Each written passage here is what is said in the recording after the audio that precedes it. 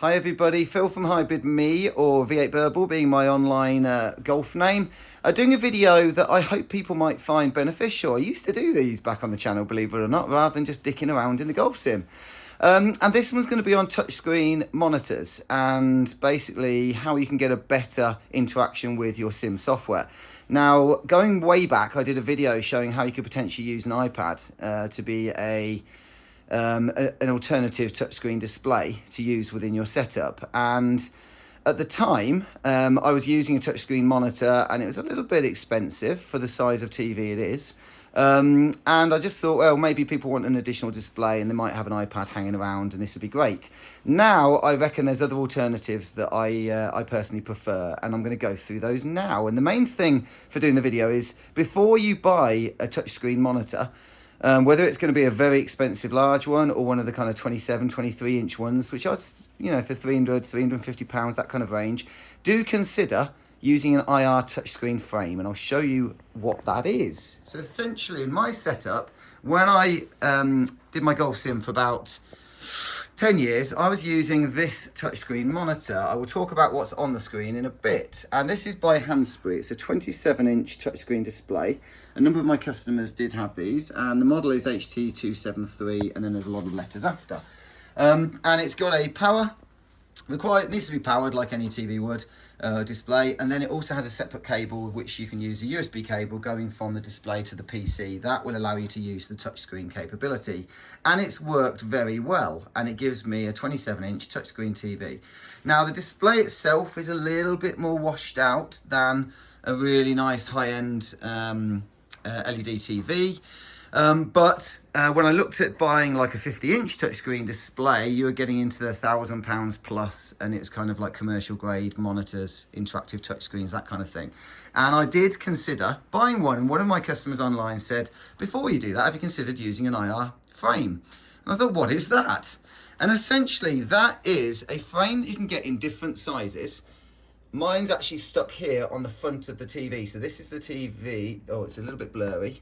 Let me get here. This is the TV, and this is the IR frame that came in 4 different bits. I bought it off of Amazon. If you look for IR touchscreen frame, you'll see a whole lot of different brands, often kind of unknown brands, and different prices, and they also come in different sizes, and it's very important to get the size that would match up to your TV. And my one came with adhesive which allows it to stick to the front of my TV, and I think I've got a 50-inch LED here.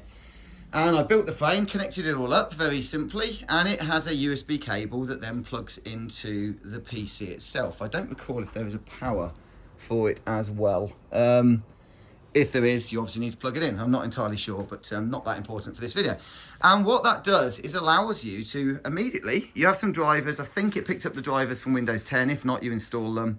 And within minutes, I'm suddenly able to use what is a standard, in this case it's LG, but it could be any model, LED TV, and it turns it into a touchscreen display. So I will show you using GS Pro here that I can click on that, and I can aim my shots and drag around my aim points and open the menus, and you get your full interactive display.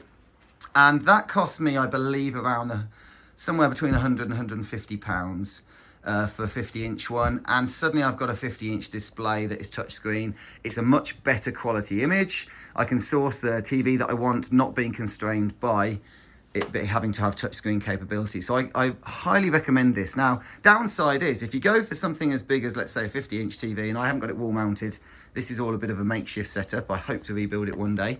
Then you are very close to a big screen when you're interacting with it, and I would say the screen is too big for me being at this range using touchscreen in general. However, to be able to just click to the right of the flag, perfect, to the left of the pin, to be able to click on GS Pro where I want to set my aim point, it's fabulous.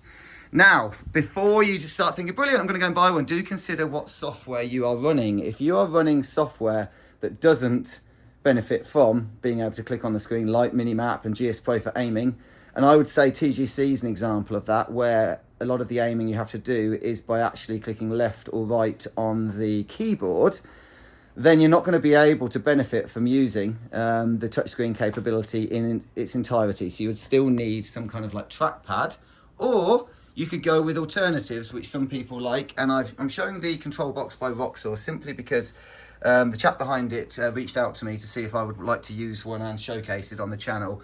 It's not what I need for my setup. I don't like it probably being on the floor, and I doubt I'd use it. So I did politely decline, but I'm more than happy to show it as, there's probably others out there, but to show it as an example where it can be mapped to key functions within certain software. And this says the GSP edition, GS Pro, and it allows you to have left, right, putter, scout, a lot of the kind of keyboard shortcuts. I can't remember if this one you just meant to press it or if you use your foot. I've seen ones on the floor that you push down with your foot. It's an option, and people can look into that if you want to be able to access key functions without having to go and have a separate keyboard. I'm quite happy using the keyboard, but again, each to their own, or to each their own. Alternatively, there are other things like Air keyboards, and there's various ones out there. In the old Jack Nicklaus Perfect Golf days, you could have like an iPad or possibly on a phone, I'm not sure, where you would have a menu again with those mapped buttons, so you could access all of this nicely and easily without having to go over and access a keyboard. Similarly, you have little Bluetooth keyboards you could carry around in your pocket. When I do racing, I tend to have one of these next to me, so I don't have to keep moving over and finding the keyboard. Though for day-to-day usage, I use a Logitech keyboard and have done for 10 years and worked great. But I would say it's fabulous, and for GS Pro, anyone wanting a high-end screen with touchscreen capability, this is a great option. There are still little bugs, and this is out to the GS Pro developers. They know that I'm desperate for this to be fixed. For some reason, like there, I clicked on the map there and it's aimed me way right. It seems to sometimes detect the input behind the display and therefore aim you. Well, that's actually working. It's working now, but it means that you click on it and then suddenly you're aimed way right because it thinks you're clicking like behind the mini display. It is a known bug. I hope they'll fix it. Maybe this will help them do it as a priority. And that's that. Feel free to ask me any questions. I'm sure I haven't covered everything. I can do a part 2 to this or add things in the comments. But before you buy a small touchscreen display for hundreds of pounds, consider turning your existing nice high-end LED TV into a touchscreen display if that will work for your setup. One other word of note, I think some of the IR frames come with a glass front. I would imagine that the surface of the TV is not designed to have grubby fingerprints all over it. So by doing this, and I haven't got the glass display, I am now touching the display. Now I've been doing it for well over a couple of years, and I can't see any like damage, any marks on the screen. But that is a caveat to be added that the touchscreen displays are probably more designed for grubby fingerprints, so consider that. But I think it's a fabulous option. I don't know which brands are good. Maybe they all work well, but do your own research. But it's an option worth pursuing. Now that video is longer than it needed to be, but hopefully it's useful, and if it is, please like it, please share it, post it around and say what a great guy giving us all this wonderful information. And I will be back hopefully with some more useful videos, and in the meantime I'll just keep mucking around in the sim, and please keep watching me get angry. Goodbye.